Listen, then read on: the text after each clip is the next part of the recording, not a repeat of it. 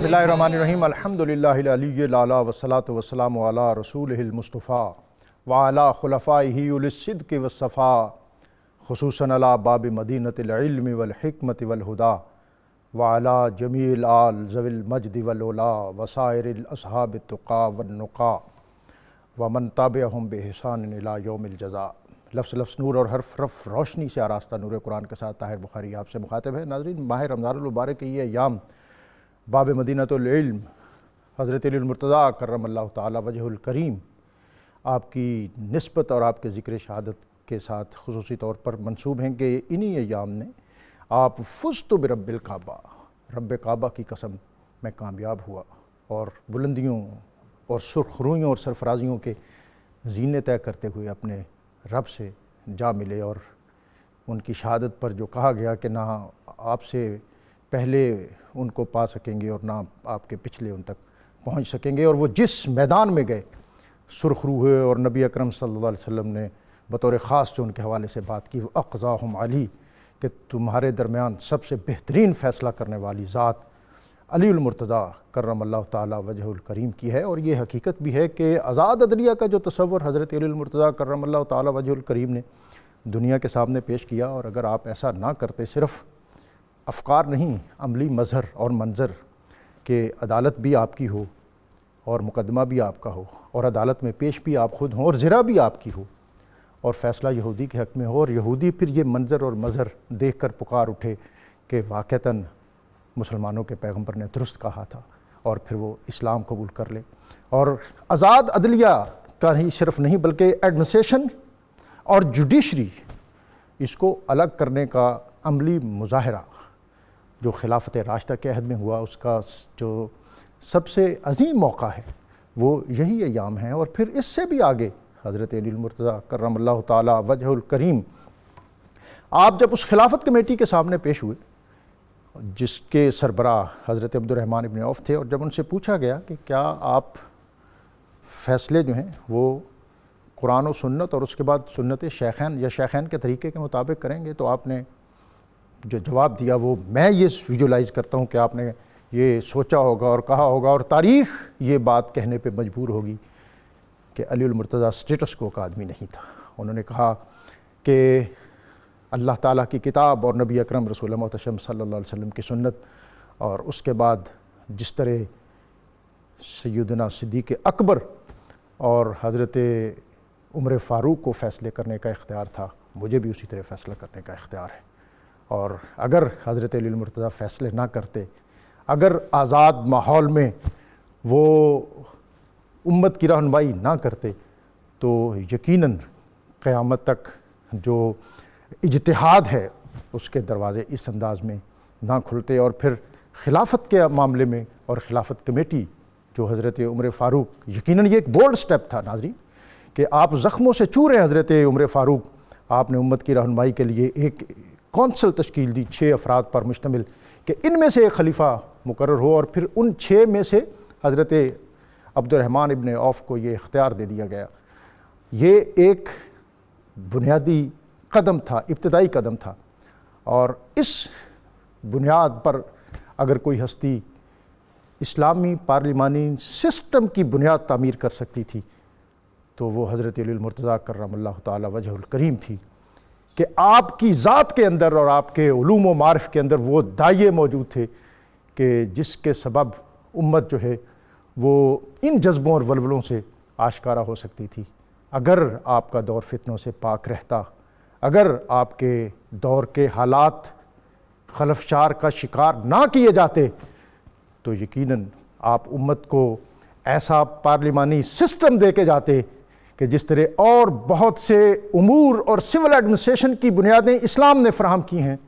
اسی طرح اسلامی پارلیمانی سسٹم کی مضبوط بنیادیں بھی ہمیں خلافت راشدہ سے ملتی ہیں، اس لیے کہ جب آپ کو خلافت کے لیے لوگ آپ کے پاس آئے تو آپ نے انہیں کہا تھا کہ آپ اس قابل نہیں ہیں، میری خلافت کا اور میرے خلیفہ ہونے کا انتخاب وہی لوگ کریں گے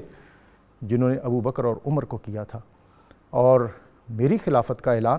کھلے بندوں ہوگا، میری بیعت عام ہوگی، کھلے ماحول میں ہوگی، کسی خفیہ یا درپردہ یا کسی اور پیرائے میں نہیں ہوگی۔ اور پھر جب آپ دنیا سے جا رہے تھے تو آپ کو کہا گیا کہ آپ خلیفہ نامزد کر دیں، تو آپ نے فرمایا کہ میں تمہیں اسی طرح چھوڑ کے جا رہا ہوں جس طرح نبی اکرم رسول محتشم صلی اللہ علیہ وسلم امت کو چھوڑ کے گئے۔ حضرت علی المرتضیٰ کرم اللہ تعالی وجہ الکریم سلام اللہ علیہ رضی اللہ تعالی عنہ، آپ کے افکار، آپ کی تعلیمات اور آپ کا طرز زیست، آپ کا اسلوب حیات قیامت تک ہمارے لیے مینارہ نور ہے۔ بالخصوص عصر حاضر میں جو نت نئے افکار اور چیلنجز ہیں، اس میں آپ کی ذات سے ہم کس طرح رہنمائی حاصل کر سکتے ہیں، اور قرآن پاک نے آپ کی شخصیت کو کس بلیغ پیرائے میں بیان کیا ہے، آج ہم اس پر بات کریں گے۔ اور میرے ساتھ بہت محترم اسکالر موجود ہیں، ڈاکٹر عقیل احمد، آپ ان سے واقف ہیں اور آج وہ عمدہ باتیں کرنے کا جذبہ اور ولولہ لے کے آئیں گے۔ مجھے یقین ہے کہ میں اور آپ لوگ سب اس میں سرفراز ہوں گے۔ پروفیسر ناصر محمود، آپ ان سے بھی واقف ہیں، جدید علوم اور قدیم جو ہمارے درسیات ہے اس کا ملکہ رکھتے ہیں، اور اللہ رب العزت کی بارگاہ میں حمد باری تعالیٰ پیش کرنے کی سعادت حاصل کریں گے۔ حافظ عامر شکیل جی سی یونیورسٹی کے اسٹوڈنٹ ہیں، اچھا پڑھنے کی استعداد رکھتے ہیں۔ ان کی طرف جانے سے قبل آج کا اسم مبارک السلام، سلامتی عطا فرمانے والا، اللہ رب العزت کے سارے نام عزت، عظمت اور برکت والے ہیں، ہمیں ان سے عزت، عظمت اور خیرات حاصل کرنی چاہیے۔ ڈاکٹر صاحب، آج کا موضوع اور آج کا مضمون اور آج کا دن اور آج کا یہ خاص یوم، میں چاہوں گا کہ آپ اپنا ابتدائیہ عطا فرمائیں جس کی روشنی میں ہم اپنے پروگرام کو آگے لے کے چل سکیں۔ الحمدللہ رب العالمین والصلاة والسلام علی سید الانبیاء والمرسلین۔ ڈاکٹر صاحب، آج کا دن ابھی آپ نے فرمایا کہ بڑا ہمارا جذبہ ہے کہ اس ذات اقدس کے حوالے سے گفتگو کرنے کا۔ یقیناً یہ جذبے، یہ ولولے، یہ گلگلے، ان کے ساتھ جو حبی نسبت ہے اسی کا تصدق ہوتا ہے کہ یہ کچھ عطا ہوتا ہے۔ سبحان اللہ۔ اور ایک عہد وفا ہے حیات علی کی، واہ، وہ جو ولادت سے شہادت تک، اور پھر جو 9 سے 10 برس کی عمر میں انہوں نے عہد کیا تھا۔ واہ ڈاکٹر صاحب، عہد کر کے پورا کرنا، اور پھر عمر کے کس کس حصے میں لوگ عہد کرتے ہیں، کیا کیا وعدہ کرتے ہیں۔ واہ واہ واہ۔ مجھے حضرت علی کی 9 برس سے 10 عمر میں وہ عہد ہے جب بڑے بڑے رؤسائے قریش بیٹھے ہوئے، وَأَنذِرْ عَشِيرَتَكَ الْأَقْرَبِينَ کا حکم نازل ہوا ہے، سبحان اللہ، اور بڑے بڑے وہ سرداران عرب بیٹھے ہوئے، تو اس وقت کوئی بات نبی کریم علیہ السلام کی سننے کو تیار نہیں۔ اس دعوت حق پر ایک 9 سے 10 برس کے بچے نے جو لبیک کہا، اور کیا ساتھ فرمایا کہ یا رسول اللہ، میری آنکھیں دکھتی ہیں، میری ٹانگیں پتلی ہیں، لیکن راہ حق میں آپ کا ساتھ دوں گا۔ اور نہ صرف کائنات میں بھی بلکہ چشم فلک نے بھی دیکھا کہ اس فاتح خیبر نے کس طریقے سے اپنے عہد کو پورا کیا۔ سبحان اللہ۔ اور ڈاکٹر صاحب دیکھیے، عبادت، شجاعت، فقاہت، سخاوت اور شہادت کی مجسم شرح تھے ذات علی۔ واہ واہ۔ اس کی دلیل یہ ہے کہ دیکھیے، بخاری کی ایک بڑی مشہور حدیث ہے، حدیث قدسی ہے، کہ اللہ تعالیٰ فرماتے ہیں کہ جب میں کسی بندے کا، کوئی بندہ میرا محبوب ہو جاتا ہے، میں اس کے کان بن جاتا ہوں، ہاتھ بن جاتا ہوں، آنکھ بن جاتا ہوں، اس کا بولنا چلنا سب کچھ میری قوت سے ہوتا ہے۔ خیبر کے موقع پر نبی کریم علیہ السلام نے سب کے سامنے علی رضی اللہ تعالیٰ عنہ کے محبوب الہی ہونے کا اعلان کیا۔ واہ واہ۔ جب محبوب الہی ہونے کا اعلان کر دیا، اور ادھر رب کا وعدہ ہے جو میرا ہو جائے گا، پھر اس کے بازوؤں میں اس کی قوت نہیں رہے گی، قوت ربانیہ کام کر رہی ہاتھ ہے اللہ کا، بندہ مومن کا ہاتھ، مومن کا ہاتھ۔ پھر اس قوت ربانیہ نے کام دکھایا یا نہیں دکھایا؟ باب خیبر، جس کو بعد میں 40 اور ایک روایت میں 80 لوگ نہیں اٹھا سکے، شیر خدا نے اس کو ایک ہاتھ میں پکڑا، اور اس حدیث کی بھی شرح ذات علی سے ہوتی ہے۔ واہ۔ اور نبی کریم علیہ السلام نے فرمایا کہ علی منی وانا منہ، علی مجھ سے ہیں، میں ان سے ہوں۔ کیا مطلب کہ علی کی ذات میں جو بھی کمالات نظر آ رہے ہیں، یا مجھے کہنے دیجئے کہ اپنی پوری حیات میں جو بھی یہ سٹیپ اٹھائے گا وہ اسوہ حسنہ کے مطابق ہی ہوں گے، اور میرے کمالات کا عکس جمیل، مظہر جمیل وہ ذات علی ہے۔ آج دیکھیے نا، حدیث مشہور ہے کہ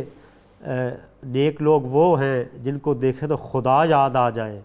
علی کی ذات دیکھ کر معرفت الہی کے کیسے درواہ ہوتے ہوں گے۔ اور ڈاکٹر صاحب دیکھیے، ہم عموماً دیکھتے ہیں صحابہ کرام ساری عظمتوں والے ہیں، ٹھیک ہے درجوں کا فرق ہے، لیکن مثلا حضرت خالد بن ولید ہیں، ان کی خصوصیت سیف اللہ ہے، وہ صاحب سیف تھے۔ حضرت ابو ہریرہ ہیں، وہ صاحب علم تھے، صاحب رشد و ارشاد تھے۔ حضرت علی کو دیکھیے،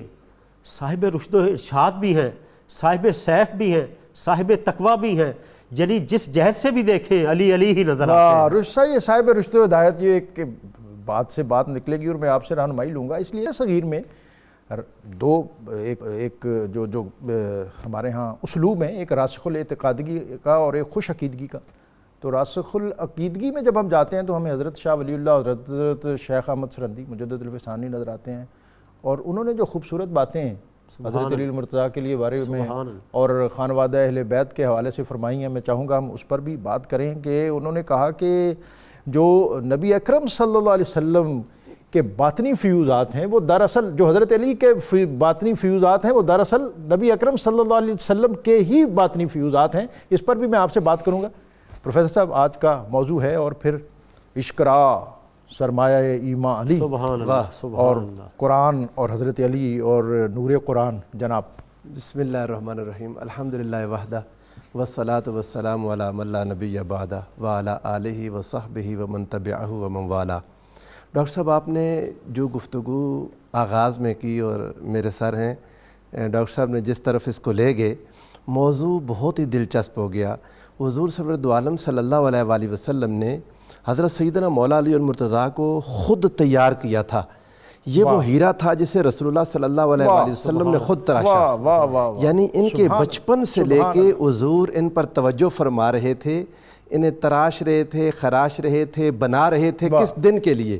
بس یہ ایک ہم نے توجہ کرنی ہے۔ رب ذوالجلال نے رسول اللہ صلی اللہ علیہ وآلہ یہ آپ کی وسلم، بات بڑی خوبصورت ہے، میں اس پر حضرت علی کا قول پیش کرنا چاہتا ہوں۔ آپ نے فرمایا النقش فی الصغر، العلم فی الصغر، کہ بچپنے کا علم واہ، ایسے ہے کہ جیسے کسی پتھر پہ چیز جڑ دی جائے، یعنی حضرت علی المرتضیٰ کی جو آراستگی پیراستگی جس انداز میں نبی اکرم صلی اللہ علیہ وسلم نے فرمائی، تو وہ نقوش پھر ساری زندگی مہکتے دہمتے فرماتے تھے نا جی، فرماتے تھے کہ میں نے رسول اللہ صلی اللہ علیہ وآلہ وسلم سے دین ایسے سیکھا جیسے گائے کا بچھڑا گائے سے چلنا پھرنا سیکھتا ہے۔ ان کی ساری زندگی اسوہ مصطفیٰ کریم صلی اللہ علیہ وآلہ وسلم تھی۔ کسی کو زندگی کے کس لمحے میں صحبت میسر آئی، کسی کو کس لمحے میں، علی واحد وہ ہیں جنہوں نے ہوش سنبھالی تو یہ رسول اللہ کی گود میں تھے۔ اور وہ فرماتے ہیں کہ پوچھتا تھا تو جواب دیتے تھے، اور میں خاموش ہو جاتا تھا تو آپ خود عطا فرماتے تھے۔ سبحان اللہ۔ تو یہ آقا تو جہاں صلی اللہ علیہ وآلہ وسلم نے کیوں تیار کیا؟ آپ دیکھیں، اللہ رب العزت نے حضور سرور دو عالم صلی اللہ علیہ وآلہ وسلم کو ایک مخصوص وقت کے لیے سارے نبیوں کو بھیجا۔ جب زمانہ اپنی مشکل ترین حالت میں آیا نا، تو حضور نبی کریم صلی اللہ علیہ وآلہ وسلم تشریف لائے۔ حضور کے زمانے کا فرعون موسیٰ علیہ السلام کے فرعون سے سخت تھا، حضور کے زمانے کا نمرود ابراہیم سے سخت تھا، حتیٰ کہ میرے آقا نے فرمایا جتنی نبیوں کو تکلیفیں دی گئیں سب سے بڑھ کر تکلیفیں مجھے دی گئیں۔ آقا سارے نبیوں کے بعد آئے۔ اب میں بعض اوقات سوچتا ہوں 3 خلفاء کے بعد یہ خلیفہ راشد سیدنا مولا علی المرتضیٰ، یعنی مشکل ترین وقت تھا زمانہ خلافت راشدہ میں، اور اس میں وہی بندہ چاہیے تھا جس کی ساری زندگی سنت مصطفیٰ ہو۔ یعنی اتنا مشکل وقت تھا کہ اس وقت میں وہ لوگ، آقا علیہ السلام نے ایک بار فرما دیا تھا، حضور علیہ السلام نے اپنے جوتی مبارک گانٹنے کے لیے ان کو دی سیدنا مولا علی المرتضیٰ کو، اور یہ گانٹ رہے تھے تو حضور علیہ السلام اپنے صحابہ سے کہنے لگے ان منکم من یقاتل علی تعویل القرآن کما قاتلت علی تنزیلہ، تم میں سے ایک ہے جو قرآن کی تعویل پر لڑے گا جیسے میں قرآن کی تنزیل پر لڑا۔ سیدنا صدیق اکبر رضی اللہ تعالیٰ عنہ پھر بعد ازاں سیدنا فاروق اعظم عرض کرنے لگے یا رسول اللہ کیا وہ ہمیں؟ فرمایا نہیں، بل ہوا خاصف النال، وہ جو میری جوتی گانٹ رہا ہے نا یہ وہ ہے۔ حضرت علی کو حضور نے تیار کیا تھا قرآن کی تعویل پر جہاد کے لیے، یعنی جب فتنے کھڑے کر دیے جائیں گے، حضرت سیدنا عثمان غنی رضی اللہ تعالیٰ عنہ کی شہادت کے بعد وہ جو فتنے کھڑے ہو گئے تھے، اس میں وہی شخص چاہیے تھا جو سیرت مصطفیٰ کریم صلی اللہ علیہ وآلہ وسلم کا پیکر اتم ہو، یعنی یہ حضور علیہ السلام کی سیرت کا پیکر تھے۔ پھر انہوں نے بتایا کہ وہ جو رب ذوالجلال کی تعلیمات، اللہ کی حضور نبی کریم صلی اللہ علیہ وآلہ وسلم کا اسوہ، اس زمانے میں اسے قائم کرنا جتنا مشکل تھا، یہ مولا علی المرتضیٰ کا ہی خاصہ تھا کہ آپ نے پھر اس کو قائم کیا۔ حضور سرورت عالم صلی اللہ علیہ وآلہ وسلم نے ان کو جب اپنے ساتھ رکھا اور ان کے ساتھ جب محبت کی، ان کا ساتھ جو تعلق اور نسبت رکھا، وہ ایسے ہی تھا جیسے کسی باپ کا اپنے بیٹے کے ساتھ ہوتا ہے۔ جب قرآن مجید نے فرمایا نا قُلْ تَعَالَوْا نَدْعُوا أَبْنَاءَنَا وَأَبْنَاءَكُمْ وَنِسَاءَنَا وَنِسَاءَكُمْ وَأَنفُسَنَا وَأَنفُسَكُمْ، اس میں قاضی ثناء اللہ پانی پتی رحمۃ اللہ تعالیٰ علیہ بہت عظیم مفسر ہیں، جن کے بارے میں شاہ عبدالعزیز نے یہاں تک لکھ دیا کہ تفسیر میں ان کا ثانی نہیں ملتا، تفسیر میں، اور کہتے ہیں حدیث میں ایسے ہیں جیسے امام بیہقی تھے اپنے زمانے میں، اس درجے کا آدمی۔ آپ نے لکھا کہ تفسیر مظہری آپ کی؟ جی تفسیر مظہری ہے، اور مرزا مظہر جانے جانا، آپ کے پیر و مرشد آپ کے احترام میں کھڑے ہو جاتے تھے، اس درجے کے آدمی ہیں۔ اور یہ نام پھر آپ نے پیر و مرشد کے نام پہ رکھا ہے؟ سبحان اللہ۔ اور پھر شاہ ولی اللہ محدث دہلوی کو جو تفسیر میں مقام حاصل تھا، علماء متفق ہیں کہ آپ کا فہم، قاضی ثناء اللہ پانی پتی رحمۃ اللہ علیہ، شاہ ولی اللہ ان کے سامنے شاگرد نظر آتے ہیں، اس درجے کے آدمی تھے۔ آپ نے لکھا ابناءنا، اس سے مراد بھی جہاں حسن و حسین ہیں وہاں علی بھی ہیں، کہ علی حضور علیہ الصلوۃ والسلام کے چچا کے بیٹے تھے، عمر میں 30 سال چھوٹے، اور پھر رسول اللہ کے داماد، یہ دونوں چیزیں انہیں حضور کا بیٹا بھی بناتی ہیں۔ اور انفسنا کی شرح میں بھی حضور علیہ الصلوۃ والسلام کے ساتھ، یعنی ابناءنا میں اگر حسن و حسین کو لے لیں، نساءنا میں سیدہ عالم سیدہ فاطمہ الزہرا کو لے لیں، تو انفسنا میں ایک رسول اللہ صلی اللہ علیہ وآلہ وسلم خود، اور دوسرے حضرت مولا علی المرتضیٰ۔ اب انفس سے مراد قرآن پاک کی بعض آیات اس پر دلالت کرتی ہیں کہ انفس انتہائی یگانہ، انتہائی مخصوص، اور انتہائی قرب والی شخصیت، جیسے قرآن پاک نے کہا لا تخرجون انفسکم من دیارکم۔ اچھا، یہاں پر انفس سے مراد انتہائی قریبی لوگ، تو حضور علیہ الصلوۃ والسلام نے حضرت علی کو مباہلہ کے وقت میں اپنے ساتھ رکھ کے لوگوں کو بتا دیا، لوگوں اس کائنات میں سب سے قریبی میرا وہ علی ہے، علی، جن کے لیے کبھی حضور کے پاس جب کھانا آیا، ایک اچھا حدیث طیر، مشہور حدیث ہے اور صحیح حدیث ہے، اس میں حضور علیہ الصلوۃ والسلام دعا کرنے لگے اللہ سے، یا اللہ میرے پاس اس کو بھیج جو تجھے سب سے زیادہ پیارا ہے۔ سب سے زیادہ پیارا ہے۔ میں آپ سے مزید بھی اس پر بات کروں گا، اور یہ جو آیت مبالغہ اور پھر مبالغہ کے مناظر اور مظاہر ہیں، جی اس میں جو امت کے لیے تقویت ہے اور بصیرت ہے، ایمان افروزی ہے، اس پر بھی رہنمائی لوں گا، اور آیت تطہیر کے حوالے سے بھی میں چاہوں گا کہ آپ ضرور بات کریں۔ ڈاکٹر صاحب، حضرت علی المرتضیٰ کرم اللہ تعالیٰ وجہ، آپ کے افکار، آپ کے اقوال، آپ کا اسلوب حیات ہمارے لیے روشنی اور رہنمائی ہے، اور بعض اقوال، بعض کیا اکثر اقوال ایسے لگتا ہے ہم پڑھتے ہیں کہ جیسے آج کے حالات پر اور ہم پر وارد ہو رہے ہیں، ہم ہمارے لیے ہی شاید اس زمانے کے لیے ہی ہیں۔ سبحان اللہ۔ اچھا، ایک تو میں اس بات میں اضافہ کر دوں، آیت مباہلہ میں جب وہ پادری، آپ کر سکتے ہیں اس لیے کہ جائے استاد تو ہمیشہ، ہاں بالکل، پادری نے یہ کہا کہ میں ایسا چہرہ نہیں کہا، ہاں میں ایسے چہرے دیکھ رہا ہوں، معلوم ہوا کہ ذات علی مستجاب الدعوات ہے۔ میں جو بات یہ نکالنا چاہ رہا ہوں کہ اچھا، میں پھر ظاہر ہے آپ نے میں یہ لوگ جنہوں نے زندگی کی اوائل دور میں، حضرت امام حسنین کریمین، امامین حسنین کریمین تو بالکل اوائل دور میں تھے، جو ابتدائی دور میں اتنے بڑے مارکوں میں آ رہے تھے، وہ زندگی میں کسی اور جگہ پر پھر کمپرومائز کیسے کر سکتے تھے؟ نہیں کر سکتے تھے۔ ڈاکٹر صاحب یہ دیکھیے کہ میں یہ عرض کروں کہ مستجاب الدعوات ہونے کے باوجود بھی فزیکلی جو ان کی پارٹیسپیشن ہے اس کو نہیں اگنور کیا جا، اس کی میں کہتا ہوں نہیں، اگر اس کے بغیر تو تاریخ مکمل نہیں ہوتی، تاریخ مکمل نہیں، بلکہ آپ یہ کہہ لیں کہ استحکام اسلام میں، شوکت اسلام کے پھریرا لہرانے کی جب بھی بات آئی ہے، ذات علی ہمیں سب سے آگے نظر آئی ہے، اور اس پر قرآن نے مہر لگائی ہے، والسابقون الاولون من المہاجرین والانصار، اور قرآن کریم میں حضرت علی کی عظمتوں سے بھرا پڑا ہے۔ اچھا، اب آپ دیکھیے کہ ہم نے ڈاکٹر صاحب اپنے بڑوں کے ساتھ ہم نے کوئی اس لیول کی وفا نہیں کی کہ جو کرنی چاہیے تھی، جو نسبت کا حق تھا ہم ادا نہیں کر سکے۔ آج ہم جو اقبال نے کہا تھا، مجھے نہیں پتا آپ کیا بات کرنے لگے ہیں، لیکن اقبال نے تو ہمیں تنبیہ کی تھی ہے، گرفتار ابو بکر و علی ہوشیار باش، کہ ہم یہ بہت سے ہمارے ایسے جو پیرائے تھے جس کی وجہ سے ہم ان شخصیات سے شاید اس سطح پر، شاید نہیں یقیناً اس سطح پر استفادہ نہیں کر سکے، اکتساب نہیں کر سکے۔ بلکہ اقبال نے کہا تھا نا کہ وہ کیا خیرہ نہ کر سکا مجھے جلوائے دانش فرنگ، سرما ہے میری آنکھ کا خاک مدینہ و نجف۔ یہ اس حدیث کی طرف اشارہ ہے کہ انا مدینۃ الحکم والی و بابو، انا مدینۃ العلم والی و بابو، اور اقبال نے یہ بھی کہا تھا کہ ہوں مرید خاندان خفتہ خاک نجف۔ واہ واہ، ہوں مرید خاندان خفتہ خاک نجف، موج دریا آپ لے جائے گی ساحل پر مجھے، رونے والا ہوں شہید کربلا کے غم میں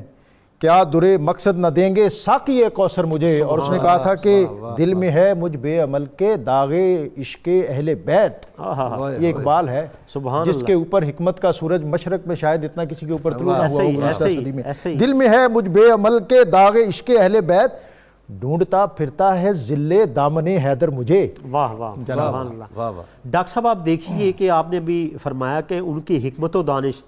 صرف اسی حدیث پہ غور کر لیا جائے، حضرت علی کے جو علمی تفکر اور تدبر ہے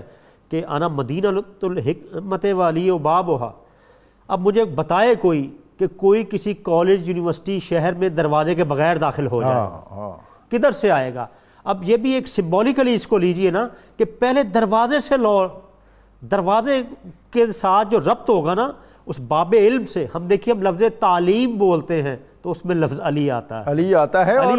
یہ جو آپ نے حدیث شریف بیان فرمائی ہے نا، اس کا دوسرے حصے میں ہے بھی یہی، فمن اراد العلم، اور جو علم حاصل کرنا چاہے تو اسے چاہیے کہ وہ دروازے سے آئے۔ اور پھر خود فرمایا کرتے تھے قرآن کی بابت مجھ سے پوچھو مجھ سے کہ کون سی آیت کس حوالے سے نازل ہوئی ہے، صبح نازل ہوئی، شام نازل ہوئی۔ بلکہ حضرت ابن عباس فرماتے ہیں کہ ایک دن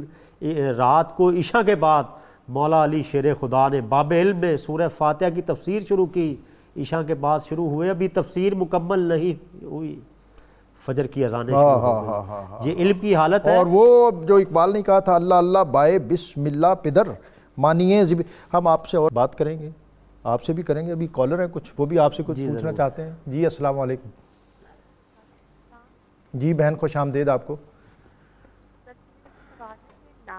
جو ہے یہ انہوں نے لکھا ہے اور اس کو کیسے پڑھنا چاہیے؟ نعت علی یہ کس نے لکھا ہے اور کس طرح پڑھنا چاہیے؟ میں نے سمجھا شاید آپ نعت علی، اور نعت علی کی اگر بات کریں تو یہ بھی بات ہے کہ سب سے پہلے جو نعت کا لفظ ہے وہ بھی علی المرتضیٰ نے استعمال کیا ہے، حضرت علی المرتضیٰ کرم اللہ۔ آپ فرماتے ہیں یقول نعتہ، یا رسول اللہ آپ کا یہ نعت گو کہتا ہے لم ارا قبل ولا بعد مثلہ، نعت علی۔ اس پر بات کریں گے۔ ہمارے ساتھ ایک اور کالر ہیں۔ السلام علیکم۔ جی وعلیکم السلام۔ جی اقبال صاحب فیصل آباد سے آپ کو خوش آمدید۔ ہاں جی وعلیکم السلام، بہت خوش ہوئی آپ سے بات کر کے جی، اللہ تعالیٰ آپ کے پروگرام کو برکت عطا فرمائے۔ جزاک اللہ جی۔ سوال ہے تو میرا سوال یہ ہے جی کہ جو مباہلہ کی جو وجہ بنی تھی اس کی تفصیل تھوڑی سی بتا دیں۔ یہ اگر خلفائے راشدہ، دوسرا سوال میرا یہ جو خلفائے راشدہ ان کے نام کائنڈلی سارے مل سکتے ہیں؟ خلفائے راشدین کے نام مل سکتے ہیں، یہ کوئی ایسی نایاب چیز نہیں ہے۔ خلفائے راشدین جو ہیں حضرت خلیفۃ الرسول حضرت ابو بکر صدیق اکبر، امیر المومنین حضرت عمر فاروق رضی اللہ تعالیٰ عنہ، امیر المومنین سیدنا حضرت عثمان غنی رضی اللہ تعالیٰ عنہ، باب مدینۃ العلم حضرت علی المرتضیٰ کرم اللہ تعالیٰ وجہ الکریم، اور امام حسن المجتبیٰ سلام اللہ علیہ رضی اللہ تعالیٰ۔ یہ جو ہے یہ نبی اکرم صلی اللہ علیہ وسلم نے فرمایا تھا کہ الخلافۃ بعدی 30 سنۃ، میرے بعد خلافت راشدہ 30 سال تک ہوگی، اور خلافت راشدہ کا 30 سالہ تکمیل جو ہے وہ اس وقت تک ہوتی ہی نہیں ہے جب تک حضرت امام حسن المجتبیٰ علیہ السلام رضی اللہ تعالی عنہ آپ کے 6 ماہ شامل نہ کیے جائیں۔ بہرحال مہر انہی حضرات سے لگے گی اس پر جب وہ اپنی باری پر ان سوالوں کے جواب دیں گے۔ ایک اور کالر ہمارے ساتھ ہیں۔ السلام علیکم، اقبال صاحب گجرانوالہ سے۔ السلام علیکم ورحمۃ اللہ وبرکاتہ۔ وعلیکم السلام ورحمۃ اللہ وبرکاتہ، خوش آمدید۔ سوال یہ ہے کہ مولا کائنات حضرت علی کرم اللہ وجہ جب گھوڑے پہ سوار ہوتے تھے تو پورا قرآن پاک پڑھ لیا کرتے تھے، یہ کون سا علم کیا تھا اس کے بارے میں؟ یہ کون سا علم ہے کہ وہ گھوڑے پر سوار ہوتے تھے، ایک رکاب سے دوسری رکاب تک جاتے ہوئے وہ قرآن پاک پڑھ لیتے تھے؟ شاید یہ اسی طرح کی کوئی بات ہو جس طرح زنجیر بھی ہلتی رہی، بستر بھی رہا گرم، ایک پل میں سرے عرش گئے آئے محمد، تو اسی طرح کی کوئی حکمت ہوگی، لیکن بیان ہم لیں گے اپنے اسکالر سے، علماء سے۔ ایک اور کالر ہیں۔ السلام علیکم۔ السلام علیکم بخاری صاحب، محمود الحسن۔ جی محمود الحسن صاحب خوش آمدید آپ کو۔ کیا حال ہے؟ زمین و آسمان روئے علی تیری شہادت پر۔ اللہ اکبر۔ میں نے تازہ کلام لکھا ہے، زمین و آسمان روئے علی تیری شہادت پر، مکان و لا مکان روئے علی تیری شہادت پر، ہے روح فاطمہ کو غم زدہ دیکھا قسم تیری۔ ہے روح فاطمہ کو غمزدہ دیکھا قسم تیری عبادت کے نشان روئے علی تیری شہادت پر۔ بہت شکریہ محمود الحسن صاحب، آپ نے ہماری محفل کو ایک اور پیرایا اور رنگ عطا کر دیا۔ ناظرین، آج 21 رمضان المبارک معروف روایات کے مطابق باب مدینۃ العلم والحکمت والہدا حضرت علی المرتضیٰ کرم اللہ تعالی وجہ الکریم آپ کا یوم ہے اور آپ کا یوم شہادت ہے، اور اسی خاص نسبت سے ہمارے علماء جو ہیں آپ کے اسلوب حیات، طرز زیست، افکار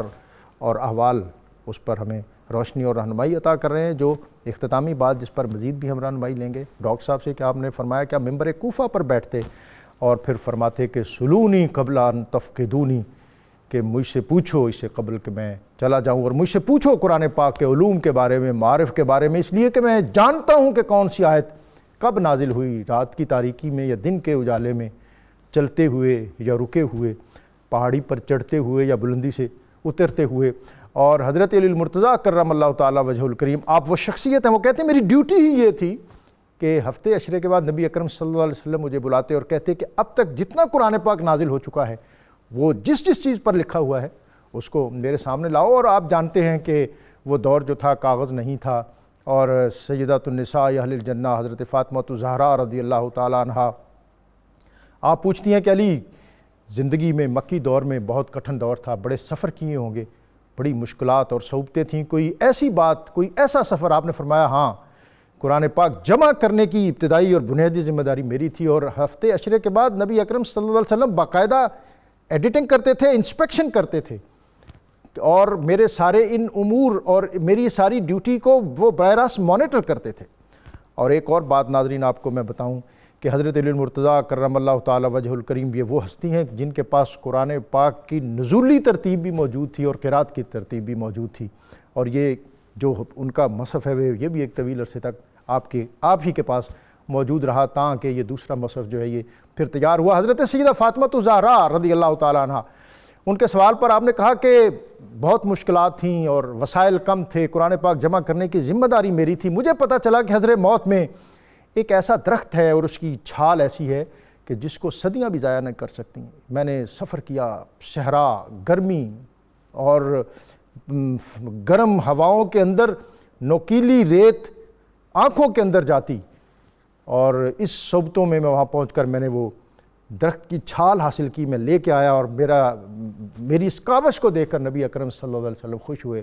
اور آپ نے فرمایا اللہ فضل کرے علی پر، اللہ فضل کرے ابو بکر پر، ان پر اپنی رحمتیں کریں کہ یہ کیا جذبہ ہے ان کے اندر قرآن پاک کو جمع کرنے کا۔ اور ہم اس پر بھی ناظرین بات کریں گے کہ خانوادہ نبوت اور اہل بیت اطہار اور بالخصوص علی المرتضیٰ کرم اللہ تعالی وجہ الکریم، ان کا سب سے بڑا کارنامہ ہی یہ ہے کہ انہوں نے قرآن پاک اترتے دیکھا، اس کو محفوظ کیا، صرف محفوظ نہیں کیا، ان اداؤں کو بھی محفوظ کیا جن اداؤں میں یہ قرآن پاک ہمیں عطا ہوا، اس لیے وہ جانتے تھے اور سمجھتے تھے کہ حروف انقلاب برپا نہیں کیا کرتے جب تک ان کے ساتھ وہ نقوش امت کو عطا نہ ہوں۔ یہاں وقت ہے ایک بریک کا، بریک سے واپس آئیں گے تو ان سوالوں کے جواب بھی لیں گے اور آج کے موضوع کے حوالے سے اپنے اسکالر سے مزید بات کریں گے۔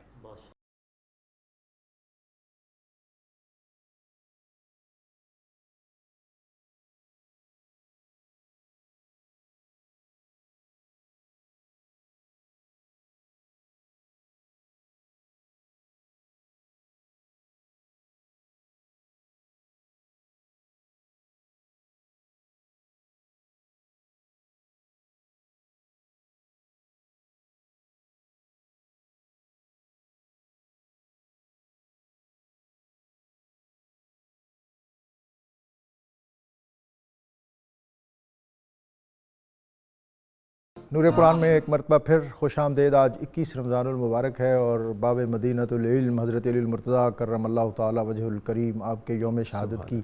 مناسبت سے ہم ان کی بارگاہ میں اپنی عقیدتوں، ارادتوں اور محبتوں کا خراج پیش کر رہے ہیں۔ میں تو حیران ہوں، بریک پہ بات کر رہے تھے ڈاکٹر صاحب کہ شاید حضرت علی المرتضیٰ اور اہل بیت اطہار کی جو محبت ہے یہ تو زندگی کے جتنے بھی شعبہ حیات اور جتنے بھی طبقات ہیں یہ تو ان سب کے لیے سرنامہ ہے، حیات کا سرنامہ ہے اور زندگی کا سرنامہ ہے، اور اعلیٰ حضرت فاضل بریلوی نے اس پر جو خوبصورت باتیں کہہ دی ہیں کہ تیری نسل پاک میں ہے بچہ بچہ نور کا، تو ہے عین نور تیرا سب گھرانہ نور کا۔ اور افسر لشکر فاتحان زمن تیغنا فتحنا ہے جوہر فگن، بازوئے مصطفیٰ پنجائے پنجتن، شیر شمشیر زن شاہ خیبر شکن، پرتوے دست قدرت پہ لاکھوں سلام۔ سبحان اللہ۔ یہ اعلیٰ حضرت ہی کہہ سکتے تھے، آج کل کوئی بات کرتا تو شاید پتہ نہیں اس کے ساتھ کیا ہو جاتا۔ بہرحال بڑے لوگ، ان کی بڑی باتیں، اور انہی سے یہ سوسائٹی زندہ اور بیدار ہے، اور ہمارے فکری سوتے اگر رواں ہیں، ان میں روشنی ہے، رہنمائی ہے، تو وہ انہی لوگوں کی جنہوں نے چٹائیوں پر بیٹھ کر روکھی سوکھی کھا کر نبی اکرم رسول محتشم صلی اللہ علیہ وسلم کے عشق اور محبت کا نور حاصل کر کے پھر زندگی کے جو مختلف ازار ہیں ان کو روشنی عطا کی۔ اور بریک سے قبل جب ہم یہ بات کر رہے تھے کہ اس گھرانے کا اور اس خانوادے کا سب سے بڑا کارنامہ ہی یہ ہے کہ انہوں نے قرآن پاک اترتا دیکھا اور پھر اس کو ایبزارو کیا اور پھر اس کو آئندہ نسلوں تک پہنچایا۔ اور حضرت علی مرتضیٰ کی جو آپ وصیت، اگرچہ ابتدائی وصیت جب آپ نے پوچھا حضرت امام حسن نے، تو انہوں نے کہا تھا کہ قرآن کے ہوتے ہوئے بیٹا کسی اور وصیت کی ضرورت نہیں، اور پھر اس کے بعد آپ نے ایک تفصیلی وصیت جو امت کو اور اپنے بیٹوں اور اپنے خانوادے کی وساطت سے پوری امت کو عطا کی۔ اس کے اندر بھی یہی بات ہے کہ جو بنیادی ذمہ داری ہے اس گھرانے کی اور اس خانوادے کی کہ قرآنی آیات کو، قرآنی علوم کو، قرآنی معارف کو محفوظ کرنا۔ اور سیدۃ النساء اہل الجنہ حضرت فاطمۃ الزہراء سلام اللہ علیہ آپ فرماتی ہیں کہ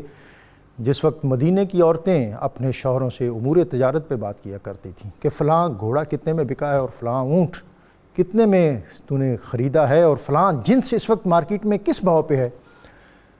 وہ کہتی ہیں کہ اس ذات کی قسم جس کے قبضے میں فاطمہ کی جان ہے، میں نے علی سے کبھی امور تجارت پہ بات ہی نہیں کی۔ مجھے تو حسن اور حسین کو، زینب اور رقیہ کو علوم نبوت اور علوم رسالت کی تدریس سے فرصت ہی نہیں ملتی تھی۔ یہ امتیاز اور اعزاز ہے۔ پروفیسر صاحب سوالات بھی ہیں اور پھر آپ آیت مبالہ پر بات بھی کر رہے تھے، ایک آیت مبالہ کے حوالے سے بھی سوال ہے اور اس سے پہلے ناد علی۔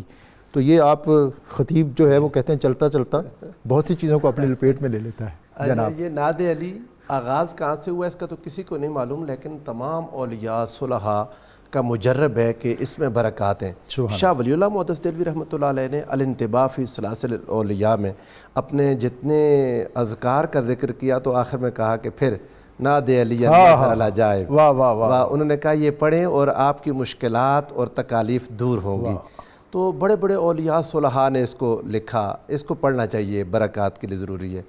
آیت مبالہ میں جو تھا وہ نجران کے عیسائی تھے، اور سیدنا عیسیٰ علیہ السلام کے یعنی اللہ کا بیٹا ہونے پر یا انسان ہونے پر یہ ایک مناظرہ حضور علیہ السلام نے بہت دلائل دیے، نہیں مانتے تھے۔ انہوں نے کہا مبالہ، اللہ تعالیٰ نے حضور علیہ السلام کو فرمایا فمن حاجک فیہ من بعد ما جاءک من العلم فقل تعالوا ندعو ابناءنا وابناءکم ونساءنا ونساءکم وانفسنا وانفسکم ثم نبتہل فنجعل لعنۃ اللہ علی الکاذبین، کہ آؤ پھر مبالہ کرتے ہیں اور جو جھوٹا ہے اس پر اللہ کی لعنت بھیجتے ہیں۔ جب یہ اکٹھے ہوئے تو وہ نجران کا ان کا بڑا پادری ان کے سامنے آیا، حضور علیہ السلام نے بلا لیا، حالانکہ گھر میں سارے تھے۔ ڈاکٹر صاحب یہ آج کل لوگ بہت پریشان ہوتے ہیں کیا مسائل ہیں، حالانکہ محدثین نے چھوڑا کچھ بھی نہیں۔ یعنی اہل بیت اطہار کی جب فضیلت کا بیان آیا تو انہوں نے انہی پنج تن پاک کا ذکر کیا، ازواج مطہرات کو، اور میں کہتا ہوں کہ پروفیسر صاحب انہوں نے بڑی جرت سے یہ باتیں، بڑا کام کمال کر دیا۔ ہم تھوڑا سا دبتے ہیں، ہم دب گئے ہیں۔ جی ہاں، یہ تاریخ کی ستم ظریفی ہے۔ اچھا، انہوں نے ازواج مطہرات کا ذکر امہات المومنین کے ٹائٹل میں کیا، ازواج مطہرات کے ٹائٹل میں کیا، اور کلیئر کر دیا کہ یہ جو اہل قصا حضور علیہ السلام کے خاص اہل بیت تھے کہ جنہیں آقا بار بار بلاتے تھے۔ یعنی ایک ہماری اپنی تفسیر ہے، ہماری اپنی عقل سے، ایک وہ تفسیر جو رسول اللہ صلی اللہ علیہ وسلم بار بار دے رہے ہیں کہ جب آیہ تطہیر اترتی ہے آقا علیہ السلام 90 دن تک مسلسل، یعنی 9 مہینے کہہ لیں، 90 دن نہیں 9 مہینے آقا تو جہاں صلی اللہ علیہ وآلہ وسلم جب آیت اتری انما یرید اللہ لیذھب عنکم الرجس اہل البیت ویطہرکم تطہیرا، حضور سید عالم سید کائنات کے دروازے پر کھڑے ہو کے سنو کہ اہل بیت نماز کا وقت آ گیا، اہل بیت اٹھو، اہل بیت آواز دیتے، اور حضور علیہ السلام نے لوگوں کو زبانی یاد کروا دیا کہ اہل بیت مصطفیٰ کا گھر یہ ہے۔ اور پھر جب یہ آیت مبارکہ اتری مبالہ کی آیت تو حضور نبی کریم صلی اللہ علیہ وآلہ وسلم نے دعا علیاً و فاطمہ و حسنا و حسینا، ان کو بلا لیا، اور انداز کیا تھا ڈاکٹر صاحب، بڑا ہی ایمان افروز۔ آقا دو جہاں صلی اللہ علیہ وآلہ وسلم نے سیدنا مولا کائنات کو پیچھے بٹھا لیا، اپنے سامنے سیدہ عالم کو اور دائیں پہ حسن و حسین کو، سبحان اللہ۔ جب بٹھا کے اوپر چادر دے لی۔ اللہ یہاں دو چیزیں عرض کروں گا، پہلی تو یہ کہ جب اس نے دیکھا نا ان کے نجران کے عیسائیوں کے بڑے پادری نے، اس نے کہا یا معاشر النصارى انی لا ارا وجوہا لو سأل اللہ ان یزیل جبلا من مکانہ فلا تباہلوا فتہلکوا۔ اس نے کہا کہ یہ میں ایسے چہرے دیکھ رہا ہوں، اگر انہوں نے اللہ سے دعا کر دینا کہ یہ پہاڑ اپنی جگہ سے ہل جائے تو ہل جائے گا، ان کے ساتھ مباہلہ نہ کرنا، ہلاک ہو جاؤ گے۔ اس کے بعد یہ انداز حضور علیہ الصلوۃ والسلام نے کئی بار اپنایا، ان چاروں کو اپنے ارد گرد بٹھا کے اوپر چادر دینے والا۔ یہ ایمان افروز ہے، ناظرین کے لیے بھی سب اس کو یاد رکھ لیں کہ حضور علیہ السلام یہ بار بار کیوں کرتے تھے ایسے۔ آقا کا کوئی عمل فعل الحکیم لا یخلو عن الحکمہ، حکمت سے خالی نہیں ہے۔ حضور علیہ الصلوۃ والسلام کے یہ طرز عمل کیوں تھا کہ ان کو ارد گرد بٹھا کے درمیان میں آقا بیٹھ جاتے، گویا حضور کا اعلان یہ تھا، لوگوں جس نے مجھ تک پہنچنا ہے نا وہ یاد رکھے ان کے بغیر نہیں پہنچ سکتا۔ اللہ اکبر۔ جس نے میری محبت پانی ہے وہ ان چاروں کی محبت کے بغیر میری محبت نہیں پا سکتا، جس نے میرا تعلق نسبت اور غلامی پانی ہے وہ ان کے بغیر نہیں پا سکتا۔ اور یہی وجہ ہے کہ قرآن پاک نے کہا، اللہ تعالیٰ نے کہ حضور علیہ الصلوۃ والسلام کی جب اتنی محبت دیکھی نا اپنے قرابت داروں سے، اور حضور علیہ الصلوۃ والسلام کی پریشانی دیکھی، جو حضور کو علم تھا کہ میرے بعد علی کے ساتھ کیا ہوگا، حسن و حسین کے ساتھ کیا ہوگا، تو حضور پریشان تھے۔ آپ حضور علیہ السلام کی زندگی حیات طیبہ جو ظاہری کی آخری دن دیکھیں، خطبہ حجۃ الوداع میں بھی اپنے گھر والوں کی یہ پریشانی کہ لوگوں میرے اہل بیت کے بارے میں اللہ سے ڈراتا ہوں میں تمہیں، اذکرکم اللہ فی اہل بیتی، اذکرکم اللہ فی اہل بیتی، اذکرکم اللہ فی اہل بیتی۔ آقا بار بار اپنے اہل بیت کا کیوں یاد دلاتے تھے؟ حضور علیہ الصلوۃ والسلام کو علم تھا کہ ان کے ساتھ لوگ انصاف نہیں کریں گے۔ حضور سرور دو عالم صلی اللہ علیہ وآلہ وسلم کو اللہ نے حکم دیا، اے میرے حبیب آپ کو پریشانی ہے تو اپنی امت پر اپنے گھر والوں کی محبت واجب کر دیں، فرما دیں قل لا اسألکم علیہ اجرا الا المودۃ فی القربى۔ اے میرے پیارے حبیب صلی اللہ علیہ وآلہ وسلم ان لوگوں سے کہہ دو میں اپنی ساری محنت کوشش جد و جہد کا تم سے کوئی اجر نہیں مانگتا، ہاں مگر ایک چیز کا سوال ہے، لا اسألکم کے بعد الا ایک سوال کا تقاضا کرتا ہے، میں سوال نہیں کرتا مگر ہاں ایک سوال کرتا ہوں، وہ کہ المودۃ فی القربى، میرے قرابت داروں سے محبت کرنا، میرے قرابت داروں سے محبت کرنا۔ حضور فرماتے تھے، اور ڈاکٹر صاحب کل قیامت کا دن ہوگا، لوگ حساب و کتاب سے فارغ ہو کے جب جنت میں جانے لگیں گے، رب ذوالجلال جنت میں جانے والوں کو پھر رکوا لے گا، وقفوہم انہم مسئولون۔ اے میرے پیارے حبیب صلی اللہ علیہ وآلہ وسلم، یہ حضور کی وحی میں ہے کہ لوگوں کو روک لیا جائے گا اور جنت میں جاتے لوگوں سے پھر سوال ہوگا۔ تمام علماء نے، علامہ آلوسی نے اس پر لکھا، بہت سارے محدثین مفسرین، امام ابن جریر طبری اس پر روایت لائے، تفسیر حازن میں ہے، مدارک میں ہے کہ وہاں یہ ہوگا کہ جنت میں جاتے ان لوگوں سے جو سوال ہوگا روک کے، وہ مقام اہل بیت اور ان کی محبت اور ان کے درجے کے بارے میں ہوگا۔ تو حضور سرور دو عالم صلی اللہ علیہ وآلہ وسلم نے اپنے ان پیاروں کی محبت کو امت پر لازم کیا، اور یہ ایسے نہیں ہے کہ مستحب کے درجے میں، یہ واجب ہے، جس نے پورا نہیں کیا وہ گناہ گار ہوگا۔ ڈاکٹر صاحب آپ ایک تو سوال ہیں کچھ، اور گفتگو جو ہمارا پروگرام وہ ڈاکٹر صاحب محبت کا ذکر چھڑ گیا، میں بھی اس میں کچھ اپنا اور میں چاہوں گا کہ آپ کے جو عدالتی فیصلے ہیں، آپ کی شجاعت ہے، آپ کے جو زندگی کے اور مختلف جو پہلو ہیں ان پر بھی آپ۔ اچھا آپ دیکھیے کہ ہم فقہی طور پر حنفی ہیں، ہم پر حضرت علی کا احناف پر دو طرح سے احسان ہے۔ ایک تو یہ کہ امام اعظم ابو حنیفہ رحمۃ اللہ علیہ کے دادا جان ان کے والد صاحب کو لے کر گئے تھے تو حضرت علی رضی اللہ تعالیٰ نے ان کے لیے دعا فرمائی تھی۔ دوسرا حضرت امام جعفر صادق نے جو امام ابو حنیفہ علیہ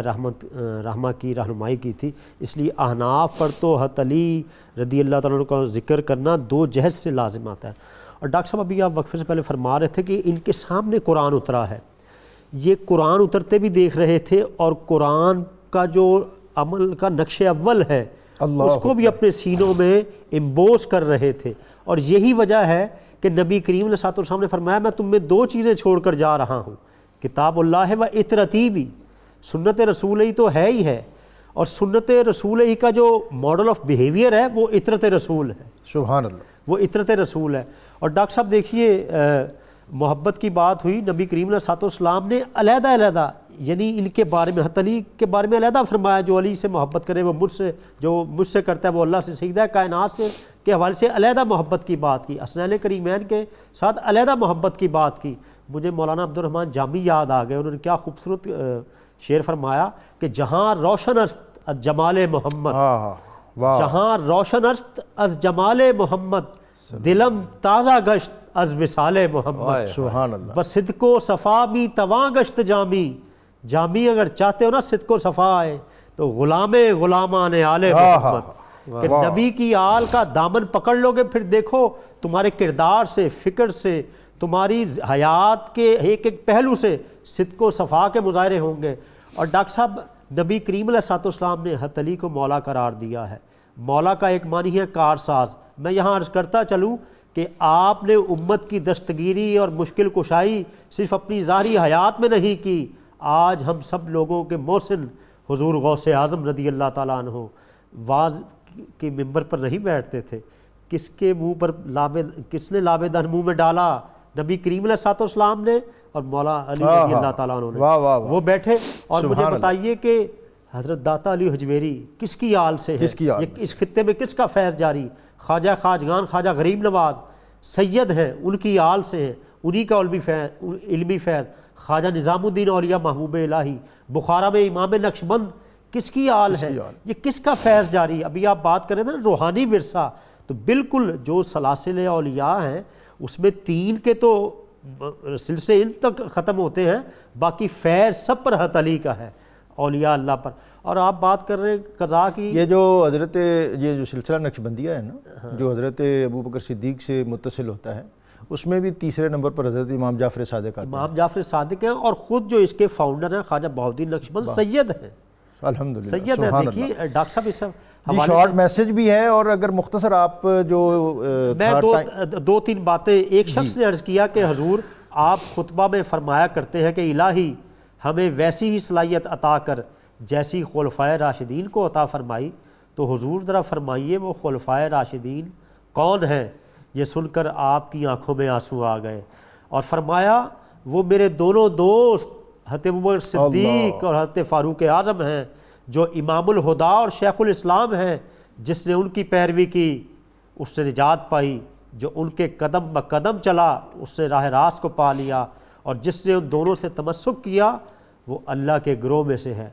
اور ڈاکٹر صاحب آپ دیکھیے آپ کے اقوال جو ہیں وہ اتنی کثرت سے ہیں، میں برکت کے لیے 2-3 بتا دیتا ہوں کہ امام حسن رضی اور پھر وہ ایک سوال کا جواب بھی آپ نے، میں عرض کرتا ہوں، امام حسن کو آخری وقت میں برکت کے لیے جو آپ نے وصیت کی کہ بیٹا 8 باتیں مجھ سے یاد رکھنا۔ ایک تو یہ کہ سب سے بڑی تونگری عقل ہے، سب سے زیادہ مفلسی حماقت ہے، سب سے بڑی وحشت تکبر ہے، اور سب سے بڑا کرم حسن خلق ہے، اور یاد رکھنا احمقوں کے ساتھ نہ بیٹھنا، جھوٹے کی ہم نشینی اختیار نہ کرنا، بخیل سے دور رہنا، اور بدکار کی صحبت سے بچنا۔ اس سے اندازہ کیجئے کہ ہم دیگر جو اقوال زرعی پڑھتے ہیں، کاش کہ ہم اپنے ہی باب العلم کی انہی کی تعلیمات کو، انہی کے فیوزات علمی، روحانی، باطنی، قلبی، روحانی کو ہی اپنا اساسہ حیات بنائیں، تو آج شرق و غرب میں امام المشارق والمغارب کے نہج پر جو علمی دبستان وہی سجیں گے جو مسلمانوں کی روایت رہی ہے۔ پروفیسر اختتامی بات کوئی آج کے میں پروگرام کے حوالے خلافت راشدہ کی ایک بات کلیئر کر دوں، حضور علیہ السلام نے اپنے صحابہ کو بھی خلفائے راشدین کی سنت کی پابندی کا حکم دیا تھا۔ علیکم بسنتی و سنت الخلفاء الراشدین المہدیین۔ جی ہاں، یہ حضور علیہ السلام نے دیکھیں جو بیان تھا، صحابہ کہتے ہیں ایسے لگ رہا تھا جیسے الوداعی خطاب ہو، تو آقا نے فرمایا انہ من یعش بعدی فسیرا اختلافا کثیرا، میرے بعد جو تم میں سے زندہ رہے گا نا وہ بڑے اختلاف دیکھے گا، تو ان اختلافات کے زمانے میں علیکم بسنتی و سنت الخلفاء الراشدین المہدیین عضوا علیہا بالنواجذ، حضور نے فرمایا تھا تم پر یعنی میرے صحابہ تم پر میری اور میرے خلفائے راشدین کی سنت لازم ہے، اسے دانتوں سے پکڑ لینا۔ یعنی خلفائے راشدین حضور کے جو امام حسن مجتبی تک کرم اللہ وجہ الکریم مولا علی شیر خدا، یہ کیا تھا؟ یہ سنت مصطفیٰ کے پیکر تھے صلی اللہ علیہ وآلہ وسلم، اور حضور کی سنت کی ایک عملی تفسیر تھے جو پیش کر رہے تھے۔ لیکن ہوا یہ کہ جب میرٹ ختم ہونے لگتا ہے نا، جو امت کا زوال اسی میں ہے۔ حضرت مولا علی شیر خدا نے اس کے سامنے مقابلہ کیا، اس کے سامنے ڈٹے رہے، اور آج بھی امت کو واپس لوٹنا پڑے گا مولا کائنات کی سنت اور سیرت کی طرف، ورنہ دوبارہ ترقی کا خواب دیکھنا وہ خیال است و محال است و جنوں، ممکن نہیں ہے۔ اسی دوبارہ مشاورت کی طرف آنا پڑے گا، اسی اسلامی اور رسول اللہ کی اس سوچ کی طرف آنا پڑے گا جو حضور نے اپنے خلفائے راشدین کی صورت میں عطا کی۔ کوئی اختتامی بات جو ڈاکٹر صاحب پیغام بھی اسی دے دیں؟ کو بڑھاتے ہوئے کہ حضرت علی رضی اللہ تعالیٰ کی سیاسی بصیرت، اور اگر اس سوال کو بھی آپ میں عرض کرتا بیان ہوں، کرنا چاہیں۔ سیاسی بصیرت دیکھیے، حضرت علی رضی اللہ تعالیٰ انہوں نے امام حسن مجتبیٰ اور امام حسین کی عظمتیں کیا نبی پاک کے وہ آپ لب مبارک سے نہیں سنے تھے؟ اس کے باوجود بھی ان کو اپنا جانشین مقرر کر کے ڈکٹیٹرشپ، شخصی حکومت کا دروازہ نہیں کھولا۔ یہ بتا گئے کہ یہ ایک ڈیموکریٹک اپروچ دے کر گئے حضرت علی۔ آج اس حقیقی روح پر عمل کرنا ہوگا، ورنہ حضرت علی کے لیے اور لوگ بالکل ولنگ تھے۔ امام حسن پہ کس کو اعتراض ہو سکتا تھا، اور بنے بھی وہ ہیں، لیکن آپ نے متعین نہیں کیا، یعنی وہ جو قرآن نازل ہو رہا ہے اور عمل مصطفیٰ اس سے ہٹے نہیں۔ سوال آپ نے وہ جو رکاب میں، ہاں رکاب میں پیر پاؤں رکھتے اور دوسری رکاب تک جاتے جاتے جو روایت معروف ہے کہ آپ قرآن پاک پڑھ دیتے، اور ویسے تو پھر اس انداز میں جو پورا قرآن بسم اللہ اور بسم اللہ با اور باب میں با کے نقطے میں پھر اتنے معرف ہیں کہ اچھا میں ڈاکٹر صاحب اس پہ عرض کروں، اس حوالے سے قرآن کریم نے 2 مثالیں دی ہیں کہ کوئی انسان کسی خاص مقام پر ہوگا نا تو اس کے وقت میں اور جو عام مقام پر ہوگا اس کے وقت میں بڑا فرق ہوگا۔ اس کے لیے سورہ بقرہ میں حضرت عزیر علیہ السلام کی مثال اور سورہ کہف میں اصحاب کہف کی مثال، کہ یعنی وہ 3 صدیاں گزری لیکن اس کو ورلڈ کنسیڈر کر رہے ہیں۔ تو حضرت علی کی بتا دیں کہ کس نے، اور پھر اس سے پہلے جو آپ نے حدیث شریف جو حدیث قدسی ما یزال عبدی یتقرب الی بالنوافل، کہ اللہ تعالیٰ کا قرب جو ہے ایک بذریعہ نوافل ہے، اور ہم زیادہ حدیث کا یہ پورشن پڑھتے ہیں، حالانکہ اس سے تقرب بالفرائض بھی ہے، یعنی فرائض جو ہیں یہ بنیاد ہیں۔ ہم بالعموم ایک ہمارے ہاں یہ بھی کنسیپشن آ گئی ہے کہ شاید مس کنسیپشن آ گئی ہے کہ رات والی نماز ضرور پڑھنی ہے، دن والی شاید رہ جائیں، کہ جی اس میں یہ ہوتا ہے، اور دن جو بنیاد ہے فرائض اس کی اہمیت اپنی جگہ ہے، اور پھر جو ہمارے بزرگ یہ کہتے ہیں کہ فرائض بنیاد ہیں اور جو نوافل اور اس طرح کے جو دوسرے امور ہیں پھر وہ اس کا فرنٹ ہے، اس کی دوسری منزل ہے، اور پھر جو اس پروسیس سے گزرتا ہے پھر اللہ تعالیٰ ہاتھ ہے، اللہ کا بندہ مومن کا ہاتھ غالب و کار آفرین، کار کشاؤ کار ساز۔ حضرت علی المرتضیٰ کرم اللہ تعالیٰ وجہ الکریم، آپ گزر رہے تھے، آپ کا خادم ساتھ تھا، ایک درخت کے نیچے رکے، اترے، وضو کیا، پاؤں کے ایک رکاب پاؤں میں رکھا، آسمان کی طرف دیکھا، سورہ قدر پڑھی۔ خادم نے عرض کی امیر المومنین مجھے سمجھ نہیں آئی، آپ اترے، پھر آپ نے وضو کیا، چلیں یہ بھی ٹھیک ہے، پھر آپ نے رکاب میں پاؤں رکھا، ظاہر ہے چڑھنا تھا، تو پھر آپ رک گئے اور پھر آسمان کی طرف دیکھا اور پھر آپ نے سورہ قدر پڑھی۔ آپ نے فرمایا میں وضو سے تھا پہلے بھی۔ بات یہ ہے کہ میں ایک دفعہ اسی موسم میں اسی طرح کے ماحول میں اپنے آقا نبی اکرم رسول محتشم صلی اللہ علیہ وسلم کے ساتھ جا رہا تھا، اور اسی مقام پر تھا، اور نبی اکرم صلی اللہ علیہ وسلم اسی درخت کے نیچے اسی طرح رکے تھے، اور پھر انہوں نے اسی طرح وضو کیا تھا، اور اسی طرح انہوں نے رکاب میں پاؤں رکھا، اور اسی طرح پھر انہوں نے آسمان کی طرف دیکھا۔ میں قرآن کے ساتھ ساتھ ان اداؤں کو محفوظ کر کے امت کو دے رہا ہوں تاکہ صرف قرآن پر قناعت نہ کرنا، صاحب قرآن کی طرف بھی جانا، اس لیے کہ قرآن اور صاحب قرآن یہ دونوں لازم و ملزوم ہیں۔ ناظرین، آج کے پروگرام کے حوالے سے ہمارے اسکالرز نے بہت عمدہ، خوبصورت، جاندار، وقی گفتگو کی، میں ان کا شکر گزار ہوں ان کی طرف۔ اور اختتام پر حافظ عامر شکیل اللہ رب العزت کی بارگاہ میں ہدیہ حمد پیش کریں گے۔ ان کی طرف ان سے حمد سننے سے قبل آج کا وظیفہ آیت الکرسی کے فضائل، جو شخص ایک بار آیت الکرسی اور سورہ غافر کی پہلی 3 آیات صبح کے وقت پڑھے تو شام تک محفوظ رہے گا، اور اگر رات کو پڑھے تو صبح تک ہر قسم کی آفات سے محفوظ رہے گا۔ اللہ تعالیٰ ہم سب کو حضرت علی المرتضیٰ کرم اللہ تعالیٰ وجہ الکریم محبت کا فیض صحیح معنوں میں عطا فرمائے۔ حافظ عامر شکیل۔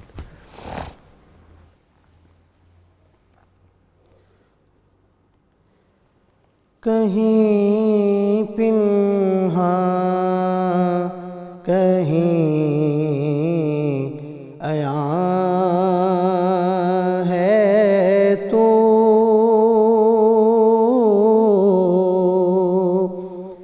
کہیں پنہاں کہیں عیاں ہے تو،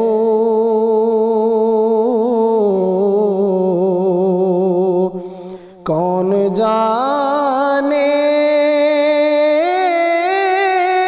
کہاں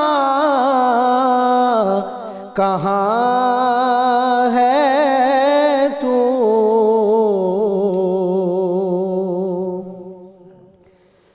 سو خطاؤں پہ بھی معافی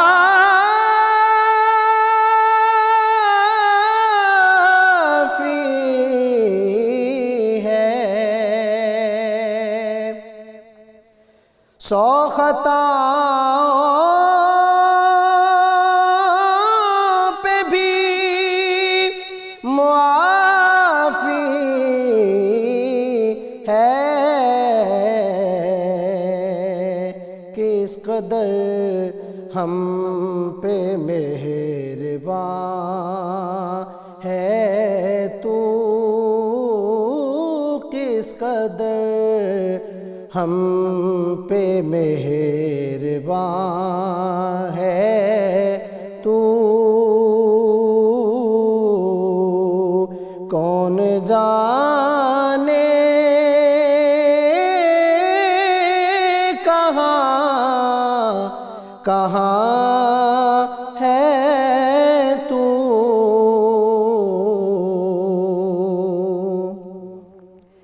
لاکھ پردوں میں بھی نمود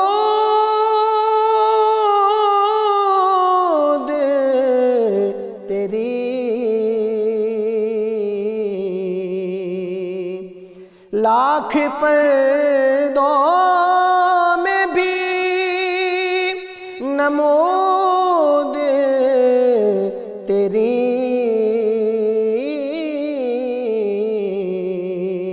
سو نشانوں میں بے نشان ہے تو، سو نشانوں میں بے نشان ہے تو، کون جانے کہاں کہاں ہے تو، اور حمد میں تیری کیا کہے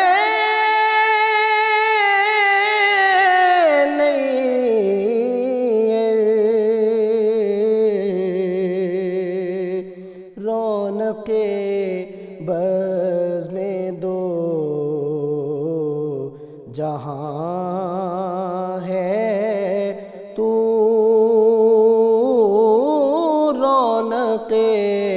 بز میں دو جہاں ہے تو، کون جانے